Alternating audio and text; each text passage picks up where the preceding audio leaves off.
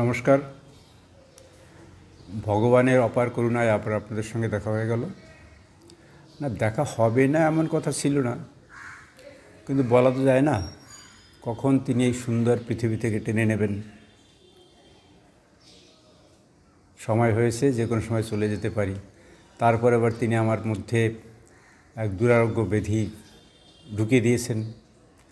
তার অশেষ করুণায় সেটাকে নিয়ে বাঁচতে হচ্ছে, তার বিরুদ্ধে লড়াই করতে হচ্ছে। সুতরাং কখন থাকি কখন না থাকি বলা যায় না, তিনিই জানেন, তার ইচ্ছায় আছি। ব্যাপারটা অনেকদিন পরে ভিডিও করলাম। আপনাদের জানিয়েছিলাম আমার শারীরিক অসুবিধার কথা। লড়াইতে করতে হয়, নিজের সাথে নিজের বেশি লড়াই করতে হয়, মনের সঙ্গে লড়াই করতে হয়। মৃত্যু চিন্তা এমন একটা সোয়াসে চিন্তা যে মনটাকে বিষিয়ে অন্তত নিস্তেজ করে দেয়। প্রিয়জনদের ছেড়ে চলে যাওয়ার ভাবনাটাকে বেশ তাড়িয়ে উপভোগ তো বলবো না, তাড়িয়ে ভোগ বলবো, মানে ভোগান্তি বলবো। ভোগান্তিটা হয়। ডাক্তার যা বলেছিলেন সেটা আপনাদের বলেছি। আসলে ডাক্তারের কথা তো ভালো লাগেনি। ভাবছিলাম বা অনেকে বলছিল যে একটা সেকেন্ড ওপিনিয়ন নেওয়ার জন্যে, আর সেই জন্যে ব্যাঙ্গালোরে একটু যোগাযোগ করলাম। সেখান থেকে মণিপাল হসপিটালের এক ডাক্তারের সাথে কথা হলো। আমি নয়, আমার এক শ্রদ্ধেয় ব্যক্তির মাধ্যমে। তো তিনি বলেছেন কলকাতায় আগে একটু দেখাতে, একটা রেফারেন্স দিলেন। পালমো কেয়ার বলে একটা ইনস্টিটিউট আছে, সেখানে একটু দেখিয়ে তারপরে তিনি কি বলেন সেটা নিতে। তা পরশুদিন গেছিলাম সেই পালমো কেয়ারে। সারাদিন কেটেছে, বলেছিল 5-6 ঘন্টা সময় লাগবে নতুন পেশেন্টের। ধাপে ধাপে ধাপে ধাপে কাজ করে। সবশেষে যেটা বললেন উনি, ঠিক এই আগের প্রেসক্রিপশন যেমন বললেন যে না লাং ফাইব্রোসিস, উনি অস্বীকারও করলেন না আবার স্বীকারও করলেন না। আসলে লাং ফাইব্রোসিস হচ্ছে লাং ক্যান্সারের ইকুইভ্যালেন্ট, সমপর্যায়ের। কারণ যে ওষুধ তিনি দিয়েছিলেন সেটা লাং ক্যান্সারের ওষুধ দিয়েছিলেন, লাং ক্যান্সার ওই ওষুধটা যেটা গুগল বাবাজি বলেন যে ওষুধটা ইউজ হয় লাং ক্যান্সারে, কিডনি ক্যান্সারে, এই 3-4 রকমের ক্যান্সারের ক্ষেত্রে এটা ইউজ হয়। আমি তো ভয়ে আর মুখে হইনি, যে যা হোক। কিন্তু এই অপশান পর উনি বললেন কিছু একটা তো হয়েছে, কিন্তু ওটা অত জটিল হয়তো নয়। সম্ভবত কি বলে করোনা থেকে যেটা শুরু হয়েছিল সেইটা, বা আপনার যক্ষা টক্ষা হয়েছিল সেইটার জন্য এটা ছাপ ফেলে গেছে। এটা আর একটু কনফার্ম হতে হবে। অর্থাৎ আবার বললেন 3 মাস পরে ওষুধ দিলেন কিছু, 3 মাস পরে ওটাকে আবার একটা সিটি স্ক্যান করতে হবে। সিটি স্ক্যান করে তারপরে যেতে হবে, তখন কি শ্রীবৃদ্ধি ঘটলো, পার্সেন্টেজ কি সেটা দেখবেন। আমার যেটা মনে হলো যে বিষয়টা আগে যেমন বলছিলেন যে কনফার্ম লাং ফাইব্রোসিস, সেই কনফার্ম শব্দটা ইনি বললেন না। নানা ধরনের পরীক্ষা নিরীক্ষা হয়েছে, আমার সিটি স্ক্যান দেখেছেন, পুরনো সব দেখেছেন।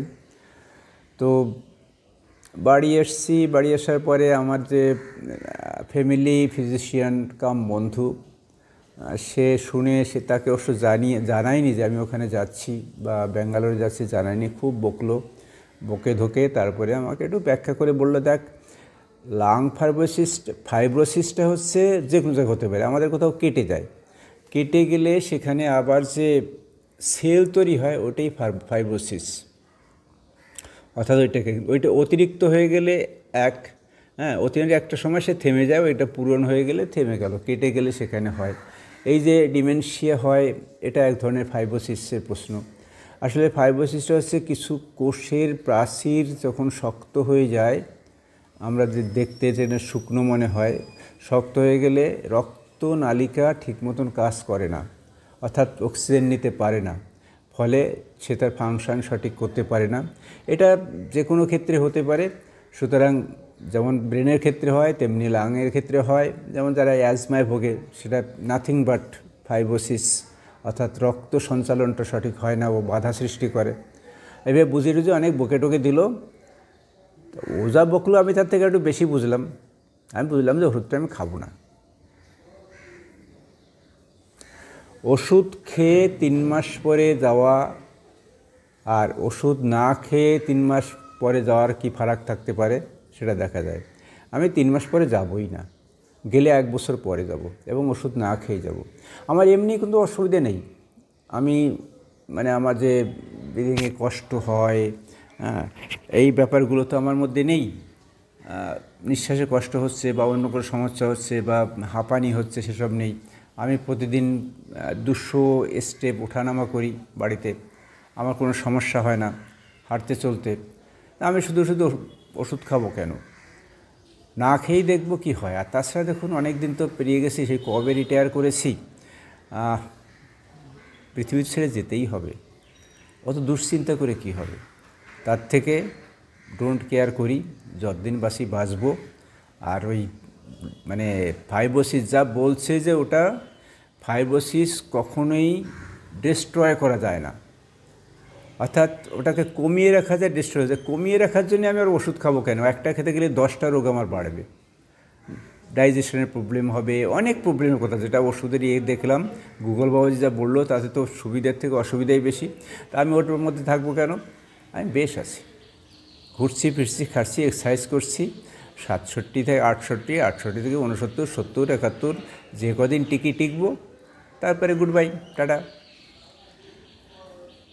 এইভাবে তো ভাবছি। আসলে ওই যে বললাম, শ্বাসে চিন্তা মাথার ভিতরে ঢুকলে বেরোতে চায় না, উঠতে বসতে চিন্তা মনে হয়। চেষ্টা করছি নিজের সাথে লড়াইটা করতে, এবং সেই লড়াই এইভাবেই। আমি ওষুধের উপর নির্ভর করে লড়াইটা করছি না, আমি লড়াই করছি এক্সারসাইজের উপরে, খাদ্য উপরে, এইসবের নির্ভর করে। যেটা কমবে না তার জন্য ওষুধ খেয়ে কী করব? এটা আমার যুক্তি। যাই হোক, এইভাবে চলছে, ভালো আছি, ভগবানের ইচ্ছাই তো ভালো আছি। লড়াইটা তো সেই ভগবানের ইচ্ছায়, তার বিরুদ্ধে, তার ইচ্ছায়, তার বিরুদ্ধেই লড়ছি। তিনি চাইছেন টেনে নিতে, আমি চাইছি থেকে যেতে। এই থেকে যাওয়াটা তো তার ইচ্ছের উপরে লড়াইটা। সুতরাং তিনি যা করেন ভালোর জন্যই করেন। মানুষে বলে ভগবান যা করে ভালোর জন্যই করে। আমিও যা করছি নিশ্চয়ই তার ইচ্ছে ভালোর জন্য করছি। আবার দেখা হবে, কথা হবে। ভালো থাকবেন নিজের ইচ্ছায়, ভগবানের ইচ্ছায় থাকবেন না। ভগবান কী করতে চাইলো সেটার উপর নির্ভর করবেন না। আপনি আপনার মতন পরিকল্পনা করুন, আপনি ভালো থাকার চেষ্টা করুন, নিশ্চয়ই ভালো থাকবেন। নমস্কার।